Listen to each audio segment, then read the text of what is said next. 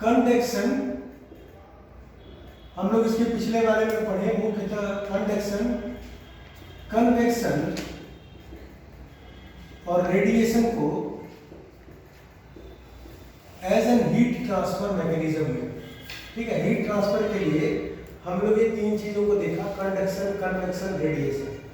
Conduction में हमने solid से सॉलिड में कह सकते हैं या सॉलिड ऑब्जेक्ट में हीट ट्रांसफर को देखा। ठीक है, किसी सॉलिड सरफेस में अगर हीट ट्रांसफर हो रहा है तो वो कंडक्शन होगा। कन्वेक्शन का मोड ऑफ ट्रांसफॉर्मेशन लिक्विड में देखने को आपको बहुत ज्यादा मिलेगा, और रेडिएशन गैसियस फेज में आता है। हालांकि सब में सॉलिड लिक्विड गैस आता है सब में, पर कंडक्शन मूलतः सॉलिड सरफेस के लिए काम करता है। जैसे तंदूर वाली भट्टी होती है, उसके अंदर मट्टी लगा रहता है, तो उसमें उस सरफेस में, सॉलिड सरफेस में हीट का मॉलिक्यूल से मॉलिक्यूल ट्रांसफॉर्मेशन आप देख सकते हैं।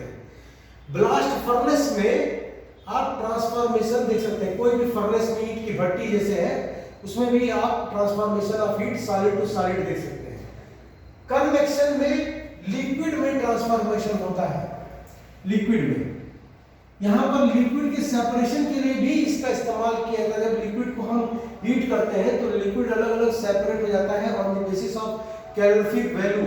पेट्रोलियम डिस्टिलेशन कॉलम इसका एग्जांपल है। रेडिएशन में हम रेडिएट एनर्जी का इस्तेमाल करते हैं, इसमें फ्लक्स आता है, फ्लक्स और रिफ्लक्स आता है। अब यहां पर रेडिएशन तेजी से गैसीय सरफेस को गर्म करता है। जब हम कंडक्शन में सॉलिड सरफेस से सॉलिड सरफेस का ट्रांसफॉर्मेशन देख रहे हैं, तो इसमें हम जो कंडक्शन देखेंगे वो थर्मल कंडक्शन है। यह भी कई प्रकार का, ये थर्मल कंडक्शन की कैटेगरी में आएगा।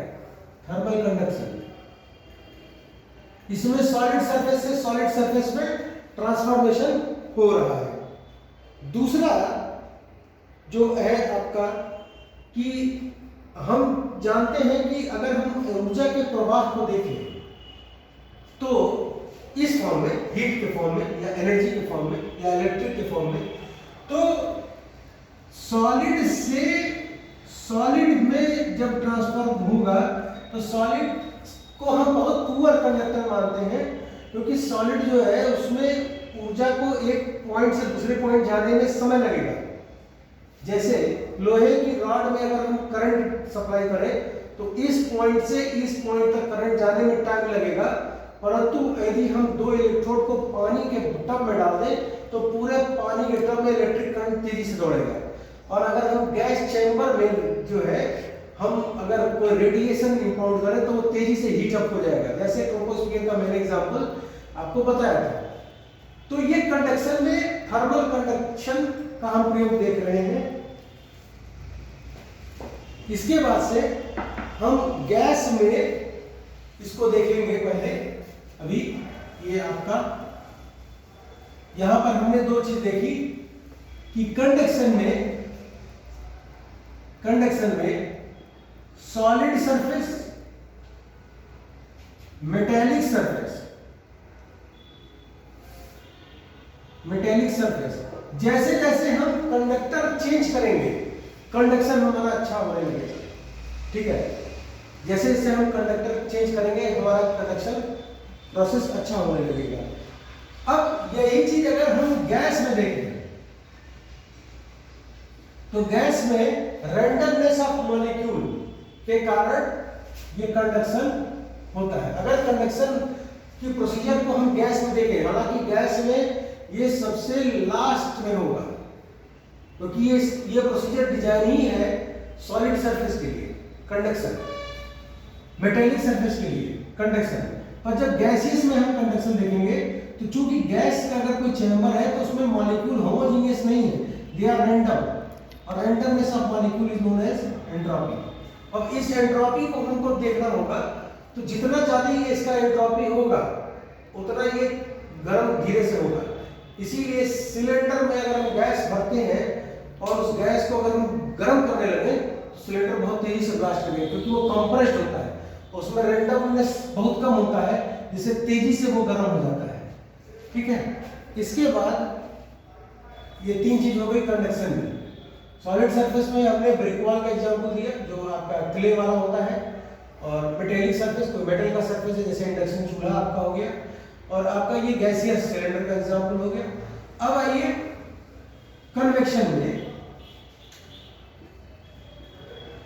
कन्वेक्शन में तो कन्वेक्शन प्रोसीजर जो है, इसमें क्या होगा कि हम पानी को गर्म कर रहे हैं, और इसमें एक वॉल्यूम ऑफ वाटर जब गर्म हो रहा है तो मॉलिक्यूल ऑफ वाटर को हमको हीट अप हो रहा है, और ये देखिए इस तरह ये गर्म हो गया, यहां से हीट अप होना शुरू हुआ, और ये पूरा का पूरा वाटर कॉलम जो आपका है, वाटर जो आपने टब में, ग्लास में, कप आपका केतली में जिसमें लिया हो, इसमें गर्म होगा।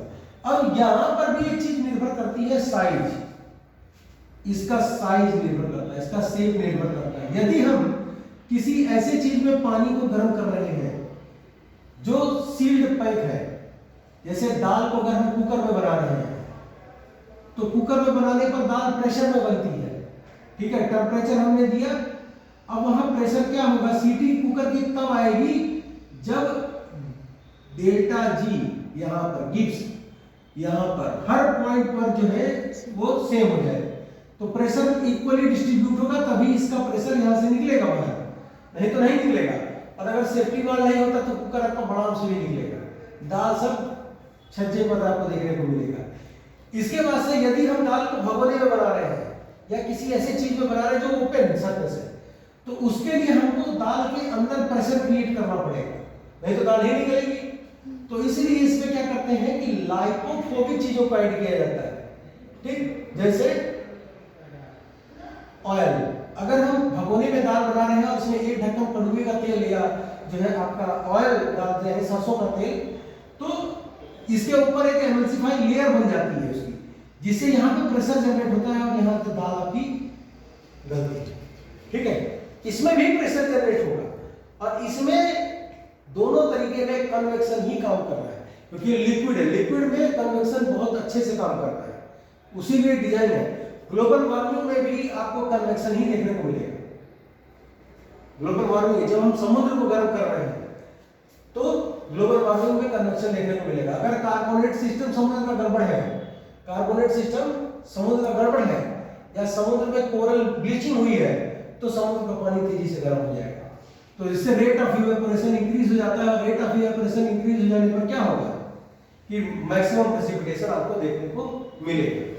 फिर रेडिएशन, रेडिएशन में मैंने जैसे बताया था कि सन से एक फोटॉन चल रहा है लाइट, और मल्टीपल फोटॉन मिलकर एक फोटॉन बंडल बनाते हैं, ये हो गया आपका फोटॉन बंडल, और ये हो गया आपका फोटॉन, और इसको कलेक्टिवली हम कहते हैं इलेक्ट्रोमैग्नेटिक रेडिएशन।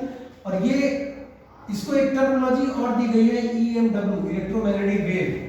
वेव क्यों कहते हैं, क्योंकि इलेक्ट्रॉन मैग्नेटिज्म के साथ साथ वेवलेंथ भी कैरी करता है अपने लिए, ठीक है, वेवलेंथ। यही चीज प्लैंक्स ने कही थी, जब ब्लैक बॉडी पढ़ाएंगे रेडिएशन का तब हम आपको बता देंगे कि ब्लैक बॉडी में जो Planck's law, Kirchhoff law, Stefan's Boltzmann constant, ये सब जो है ये कैसे वेवलेंथ से इसको रिलेट करते हैं।